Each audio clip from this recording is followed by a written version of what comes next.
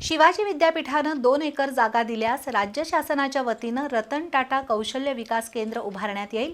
त्यातून उच्च शिक्षित उमेदवारांना कौशल्यावर आधारित रोजगाराच्या संधी उपलब्ध होतील अशी घोषणा उद्योगमंत्री नामदार उदय सामंत यांनी केली। शिवाजी विद्यापीठाच्या वतीनं रविवारी झालेल्या महारोजगार मेळाव्यामध्ये ते बोलत होते। या मेळाव्याला 17,000 पेक्षा अधिक उमेदवारांनी उपस्थिती दर्शवून आपल्या करिअरची दिशा निश्चित केली। शिवाजी विद्यापीठ मध्यवर्ती रोजगार कक्ष, डॉक्टर ज्ञानेश्वर मुळे फाउंडेशन आणि विद्यापीठ विकास मंच यांच्या वतीनं रविवारी सकाळी 10 ते संध्याकाळी 6 वाजेपर्यंत नोकरी रोजगार महामेळावा आयोजित करण्यात आला होता।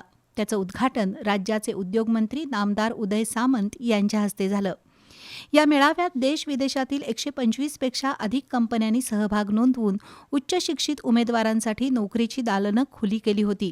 तर संपूर्ण राज्यातून 17,000 पेक्षा अधिक युवक-युवतींनी या मेळाव्याला हजेरी लावली होती। त्यातून अनेक तरुणांना नामांकित आणि जागतिक कंपन्यांमध्ये नोकरी मिळाली।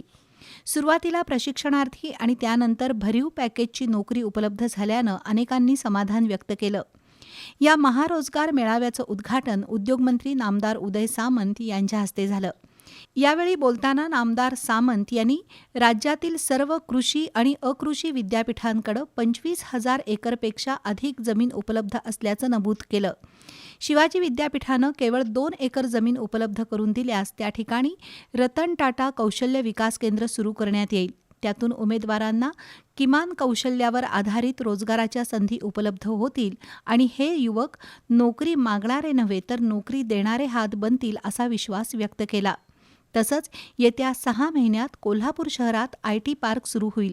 त्याबद्दलच्या जागेचा प्रश्नही मार्गी लागलाय असं उद्योगमंत्र्यांनी सांगितलं।